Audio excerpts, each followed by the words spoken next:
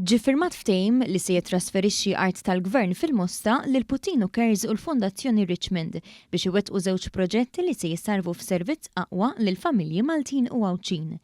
It-trasferiment tal-art se jwitt it-triq biex il-Fondazzjoni Richmond ikollha binja li minnha toffri servizzi komunitarji ta' saħħa mentali lil żgħażagħ ta' bejn l-14 u l-24 sena. Il-kap eżekuttiv tal-Fondazzjoni, Stefania De Mexant, qalet li b'dan il-proġett Richmond se tkompli tilqa' l-bżonnijiet tas-saħħa mentali fis-soċjetà.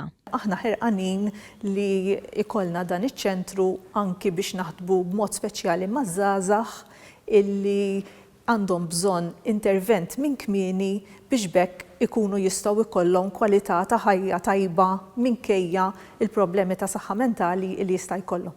Għal Putino Cares dan il-ftehim se jfisser proġett ta' servizz aktar holistiku lil pazjenti qabel, waqt u anki wara li tintemm il-kura għal marda tal-kanċer.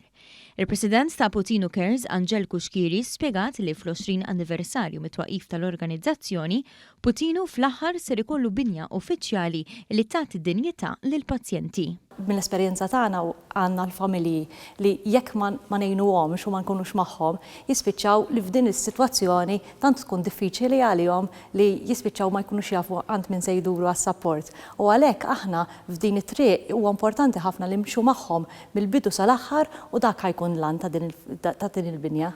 Dawn iż-żewġ organizzazzjonijiet jipprovdu s-servizzi tagħhom mingħajr ħlas u allura din l-għajnuna se tiswihom mitqlu deb. Il-ftehim ġie firmat fil-preżenza tal-Prim Ministru Roberta Bela li ddeskrivih bħala investiment ieħor fil-kwalità tal-ħajja tan-nies.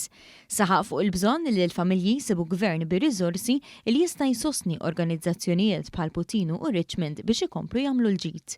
Il-Ministru għall-Ekonomija u l-Industrija Silvio Xkembri tkellem dwar il-ħidma tal-Awtorità tal-Artijiet biex ġiet identifikata din l-art għal dawn l-organizzazzjonijiet biex ikunu jistgħu jsaħħu l-operat tagħhom u ċ-ċittadini jinqdew aħjar.